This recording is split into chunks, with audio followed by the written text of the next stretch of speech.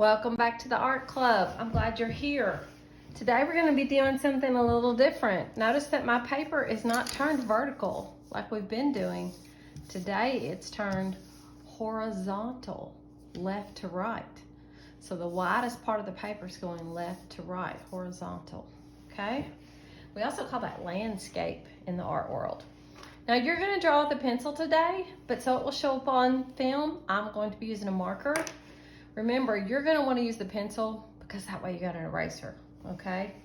So extend me some grace if mine doesn't look all that fantastic because I can't erase this bad boy.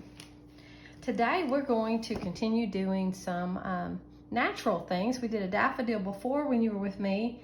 Today we're going to draw cherry blossoms. Now cherry blossoms come out in the springtime. They're really, really famous for being in Washington, D.C., our national capital.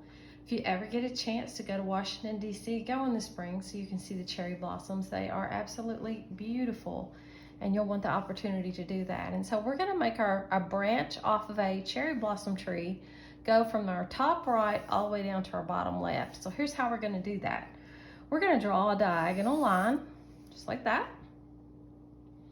And then right beside it, it's going to be a thin branch. I want you to draw another diagonal line. So it's like we've done a slim number 11, or it looks like we're starting to draw railroad tracks.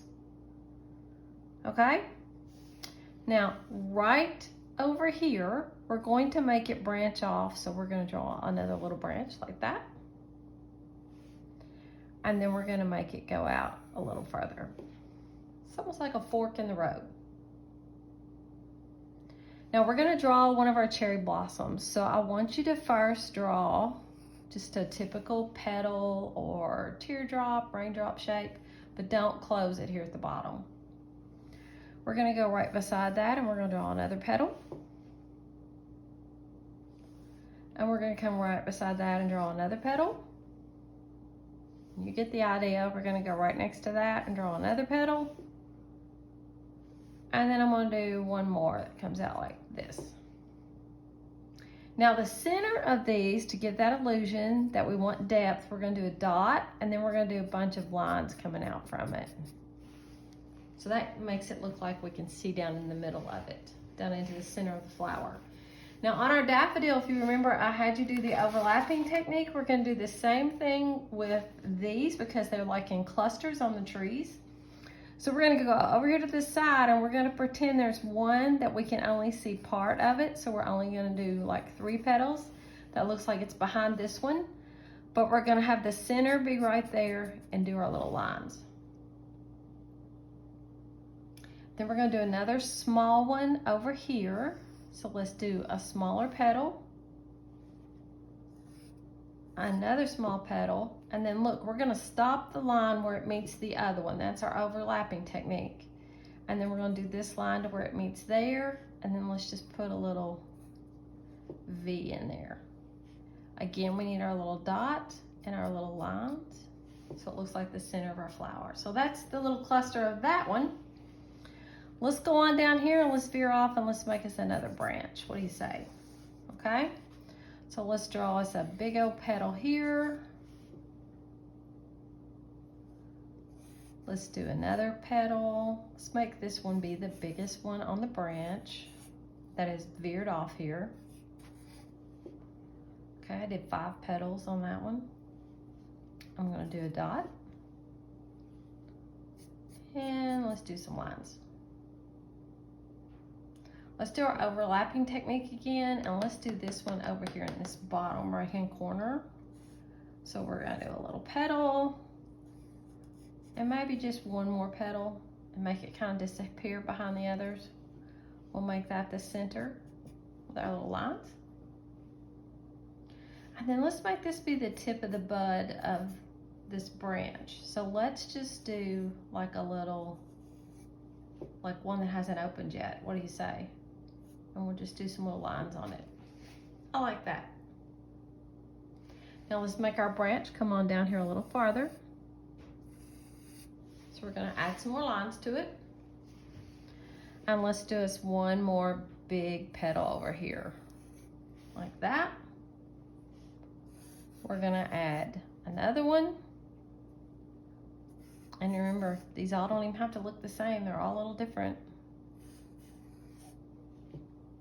And then I'm gonna do one like that. Kind of use that overlapping behind it. Center dot. What comes next? Yep, we want our little lines. These have little hairy pistons that stick out from it. Remember the daffodil just had that one in the center? These have several.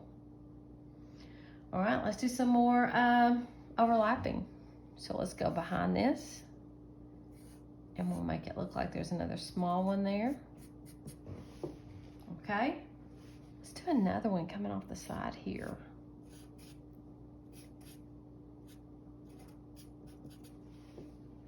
All right, and then let's kind of finish off like we did this one with maybe just a bud on the end of it.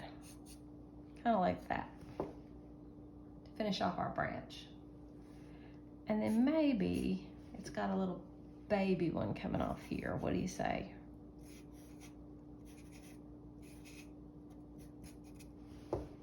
All right, now there's one thing missing. We don't see any of the little green leaves. Now remember, when our flowering trees, because these are cherries, so our fruit trees are what, they blossom like this, and we see the bloom first. Then we see the greenery, and then we have the fruit is produced from this bloom. So you see that with crab apples, you see it with apples, with peaches, with pears, and with cherries. So it really is the beginning of the growing season.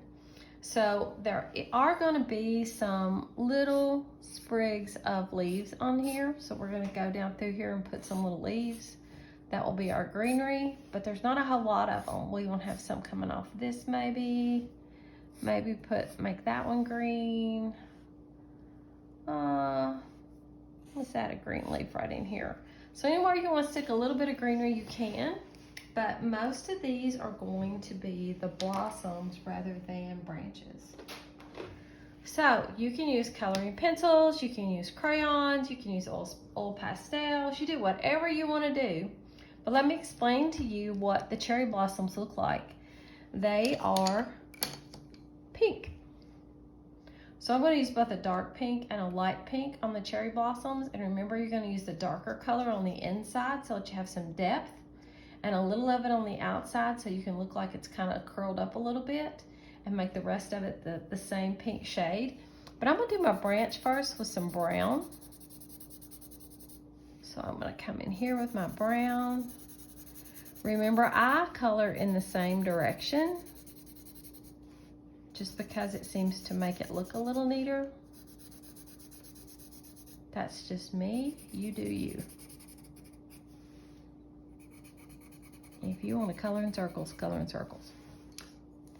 All right, so remember this branch came down here a little bit, and then it's going to come down here just a little bit before it gets to a bloom, and it's going to come down here. So I'm going to make sure I have all my branch in first so that I don't get confused between what's a branch and what's a flower. Okay, and then I think I will do my leaves next, and I'm going to use 2 shades of green for that as well, just so I don't get confused on what my leaves are. So I'm going to make the center so it kind of has some veining out of my darker green, and I can remember where I put my leaves this way. And I might put a little green around these buds that haven't opened up yet. Okay, I think that was everything I said was going to be a leaf. So now I can just take my time going back in with my lighter green. If you just have 1 shade of green, it's still going to be pretty.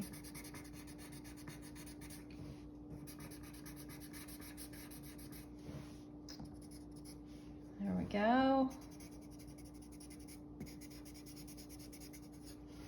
All right, so I have my stems filled in, and I have my leaves filled in. Now, this is the interesting part, the flower here. So I want to use my darker shade of pink and go around the inside and kind of add to all those things that are sticking up, those little centers of the cherry blossom that are actually going to end up, believe it or not, being a cherry. Isn't that crazy? That is kind of neat, isn't it? So So I'm gonna make all my centers the really, really dark pink, like that. And then I might even make the tips of these that I'm acting like haven't opened up yet, the dark pink. I like that. And now I'm gonna use the light pink and go back and fill in my flowers. If you've never seen the cherry blossoms, you might want to Google that on your computer at some point. Cherry blossoms in Washington, D.C. They're so pretty.